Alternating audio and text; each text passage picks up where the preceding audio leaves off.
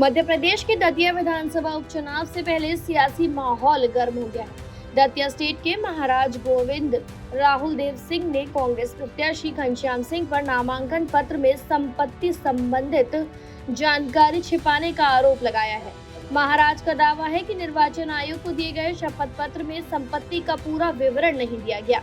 उन्होंने इस संबंध में दस्तावेज भी निर्वाचन आयोग को सौंपकर जांच की मांग की है। अब इस शिकायत के बाद दतिया की राजनीति में नया विवाद खड़ा हो गया है। दतिया विधानसभा उपचुनाव के बीच एक राजनीतिक विवाद सामने आया। दतिया स्टेट के महाराज गोविंद राहुल देव सिंह ने कांग्रेस प्रत्याशी घनश्याम सिंह के नामांकन पर सवाल उठाए हैं। उनका आरोप है कि चुनाव आयोग को दिए गए शपथ पत्र में संपत्ति से जुड़ी पूरी जानकारी नहीं दी गई। महाराज गोविंद राहुल देव सिंह का कहना है कि उन्होंने नामांकन पत्र की प्रतियां और संपत्ति विवाद से जुड़े न्यायालय में लंबित मामले के दस्तावेज निर्वाचन आयोग को सौंप दिए हैं। साथ ही उन्होंने पूरे मामले की निष्पक्ष जांच कर आवश्यक कार्रवाई की मांग भी की है। आइए जानते हैं इस बारे में महाराज गोविंद राहुल देव सिंह ने क्या कुछ कहा। महाराज, आपने एक धमाका किया है, क्या है वो धमाका? कोई धमाका नहीं है, ये अधिकार है मेरा और मैं अधिकार अपने मांगने के लिए सब स्वतंत्र हैं। देखिए, महाराजा गोविंद सिंह द्वारा सरकार को एक ट्रीटी हुई थी जिसमें कि उन्होंने प्राइवेट संपत्ति अलग रखी थी और जो शासन को हमने संपत्तियां दी थी वो अलग थी। अगर प्राइवेट संपत्ति है और वही संपत्ति आदरणीय घनश्याम सिंह जी ने अपने हलफनामे में दिखा दी और कह रहे हैं कि ये हमारी संपत्ति है, स्वार्जित संपत्ति है, और फिर उसी हलफनामे में वो कह रहे हैं कि ये हमने कुछ अर्जित नहीं किया है, ना कुछ कमाया है, ना कोई ईंट लगाई है उसमें, तो वो अपनी बात क्लियर नहीं है। और अगर उस पर केस चल रहा है तो वो केस में आप अपीयर भी हो चुके हैं, वो केस को, उन संपत्तियों को आपको शो करना चाहिए था।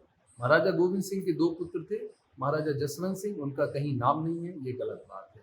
किसी न किसी तरीके से आप हमारे सम्मान के साथ खिलवाड़ कर रहे हैं। मैं क्षमा चाहता हूँ, आप बड़े हैं, इन चीज़ों का आप ध्यान रख सकते हैं। आपने इलेक्शन कमीशन को जो पत्र सौंपा है उसमें किन किन बिंदुओं को उनको उल्लेख किया और किन पे शिकायत की है? इन्हीं बिंदुओं को जो मैंने आपको बताया, सारी चीजें हैं, विषय बड़ा है, आपको मैंने फोटोज दी हैं, आप पढ़ सकते हैं, उसमें बड़ी चीजें क्लियर है। एक्शन का रिएक्शन है, जो उन्होंने लिखा है वही मैंने वापस भेजा। प्रॉपर्टी का कॉलम है क्या? है, बिल्कुल है, बिल्कुल है, सारे कॉलम है, प्रॉपर्टी का कॉलम है और उस पे पूर्णतः हमारा जो सत्य है वो आगे आना चाहिए। मैं ये मांग करता हूँ, सत्य और न्याय की जीत होनी चाहिए। राज परिवार की संपत्ति का उल्लेख सही तरीके से नहीं किया है। राज परिवार की संपत्ति, बल्कि मेरा छोड़ दीजिए, उन्होंने तो अपने परिवार का भी नहीं किया। उनके जो परिवार के लोग हैं उनको भी उन्होंने उसमें नहीं खोला है। जो उनके काकी काका हैं उनका भी नहीं खोला है। हम तो महाराजा जसवंत सिंह और महाराजा बलभद्र सिंह की पीढ़ी में आते हैं, तो ये गलत है। आप पहले भाइयों में बंटवारे का दिखाइए और अगर बंटवारा है तो वो बंटवारा पत्र दिखाइए, तो हमें आप खंडन करिए, गलत ठहराइए, परंतु इस तरीके की बात ना करें, शहर में भ्रम की स्थिति ना फैलाएं। हम सबका अधिकार है उन संपत्तियों पे और सब को देना चाहिए, उनका सम्मान भी देना चाहिए, उनका हक भी देना चाहिए, मैं ये मानता हूँ। इलेक्शन कमीशन या कलेक्टर से कुछ कलेक्टर साहब ने मार्गदर्शन दिया है, कलेक्टर साहब को हमने सारे साक्ष्य दिए हैं। अब मैं किसी पार्टी दल में तो हूँ नहीं कि मैं कुछ शासन या प्रशासन की बात करूं। मैं तो एक आम आदमी की हैसियत से अपना हक मांगने गया था और मैंने साक्ष्य रखे इसमें, और मैं तो क्लियर हूँ।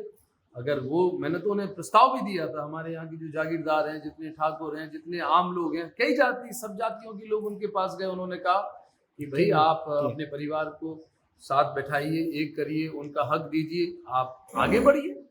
अगर आप उनका हक नहीं देंगे, उनको साथ नहीं बैठाएंगे, उनको साथ लेके नहीं चलेंगे, तो आप आम जनता को साथ लेके कैसे चल सकते हैं? सोचिए ना आप।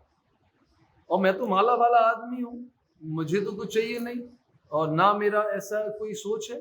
मैं तो सिर्फ और सिर्फ न्याय की बात करता हूँ, करता रहूँगा। न्याय मिलेगा? न्याय, भारत देश है, अंग्रेजों का शासन थोड़ी है कि न्याय नहीं मिलेगा, न्याय मिलेगा।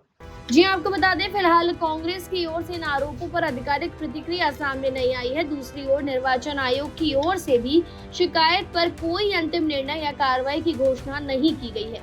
अब सबकी नजरें निर्वाचन आयोग पर टिकी हैं कि क्या शिकायत और उपलब्ध कराए गए दस्तावेजों की जांच के बाद क्या फैसला लिया जाता है। इस पूरे घटनाक्रम ने दतिया विधानसभा उपचुनाव को लेकर राजनीतिक सरगर्मियां और बढ़ा दी हैं। भारत एक्सप्रेस के लिए रविंद्र कुशवाहा की रिपोर्ट।